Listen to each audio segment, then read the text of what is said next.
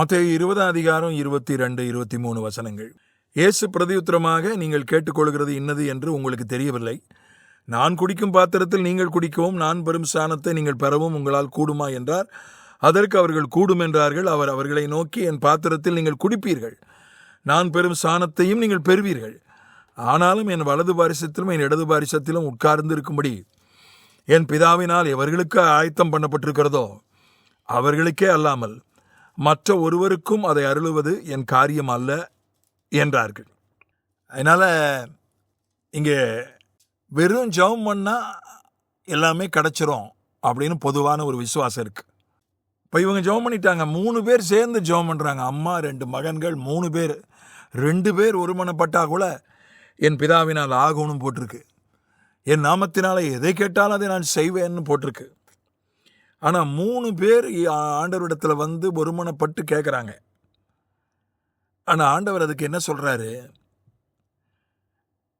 என்னுடைய பாத்திரத்தில் நீங்கள் குடிக்கணும், என்னுடைய ஸ்நானத்தை நீங்கள் பெறணும் அப்படின்னா பாடுகள். அதே இன்னொரு ஜெபத்தை பாருங்கள். அதே அதிகாரத்தில் இன்னொரு ஜெபம் இருக்குது. 33-34 34 படிக்கிறேன். இயேசு மனதுருகி அவர்கள் கண்களை தொட்டார். உடனே அவர்கள் பார்வை அடைந்து அவருக்கு பின் சென்றார்கள். இங்கே வெறும் ஜெபம் மட்டும் தான் பண்ணாங்க. எங்களுக்கு இறங்கணுன்னாங்க. உங்களுக்கு என்ன வேணும்னு கேட்டார். கண்ணை திறக்கணுன்னாங்க. உடனே வேற எதுவும் செய்யலை. ஜெபம் மட்டும்தான் பண்ணாங்க. பிறந்ததுலேருந்து கண்ணு அவங்களுக்கு தெரியாது. 2 பேர் கண்ணும் திறந்துடுச்சு. உடனே வேற எதுவும் அவங்க செய்யலை. உபவாசிக்கலை, ஸ்தோத்திரம் பண்ணலை, ஆராதிக்கலை, வேற ஒன்றும் செய்யலை, கொடுக்கலை, ஒன்றும் செய்யலை. ஜெபம் பண்ணாங்க, அற்புதம் நடந்துச்சு உடனே. ஆனால் இங்கே 3 பேர் சேர்ந்து ஜெபம் பண்ணுறாங்க. அங்கே 2 பேர் சேர்ந்து ஜெபம் பண்ணாங்க, உடனே நடந்துச்சு. ஆனால் இங்கே 3 பேர் சேர்ந்து ஜெபம் பண்ணுறாங்க. ஆண்டவர் சொல்கிறாரு, நீங்கள் வெறும் ஜெபம் பண்ணால் மட்டும் போதாது, நீங்கள் பாத்திரத்தில், என்னுடைய பாத்திரத்தில் பானம் பண்ணணும், நான் பெறுகிற ஸ்நானத்தை நீங்களும் பெறணும். நான் முந்தின தியானத்தில் சொன்ன மாதிரி பாடுகளின் வழியாக நீங்கள் போனாதான் இதை பெறுவதற்கு நீங்கள் தகுதிப்பட முடியும். சில விஷயங்கள் ஜெபம் பண்ணாலே கிடச்சிருது. வேற ஒன்றும் செய்ய வேண்டாம், ஜெபம் மட்டும் போதும். ஜெபம் பண்ணாலே கிடச்சிரும். சில விஷயங்கள் ஜெபம் பண்ணினாலும் கிடைக்காது. ஜெபம் அதோடு கூட பாடுகளும் சேரணும். ஜெபம் ப்ளஸ் பாடுகள், இது 2 சேர்ந்தாதான் சில விஷயங்கள் கிடைக்கும். அதுக்கப்புறம் இன்னொன்னையும் சொல்கிறாரு. அது பிதாவினுடைய காரியம் என்று சொல்கிறார். அதுவும் சொல்கிறார், அது தேவனுடைய சித்தமாக இருக்கணும். சில விஷயங்கள் தேவ சித்தம் இல்லை என்றாலும் கிடைச்சிரும். ராஜா கேட்டாங்க இஸ்ரவேல் ஜனங்கள். எல்லாருக்கும் ராஜா இருக்கு, பக்கத்து நாட்டுக்கு, இந்த பக்கத்து நாட்டுக்கு, வடக்க இருக்கிற நாட்டுக்கு, தெற்க இருக்கிற நாட்டுக்கு, சுற்றி இருக்கிற எல்லா நாடுகளுக்கும் ராஜா இருக்கிறாரு. எங்கள் நாட்டுக்கு மட்டும் ராஜா இல்லை,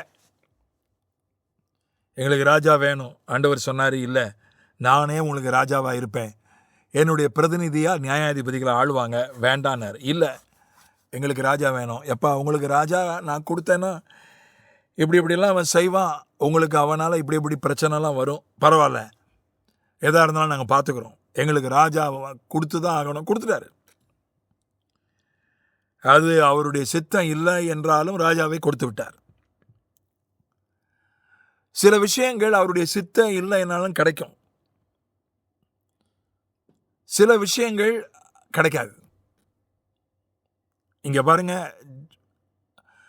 சில விஷயங்கள் ஜெபம் பண்ணாலே கிடைச்சிடும். இங்கே என்ன சொல்கிறாரு? நீங்கள் ஜெபம் பண்ணிட்டீங்க, ஓகே, இன்னும் நீங்கள் பாடுபடணும். பாடுபட்டால் மட்டும் போதாது, பிதாவின் சித்தம் இருக்கணும். பிதாவின் சித்தம் இருந்தால் தான் உங்களுக்கு கிடைக்கும்.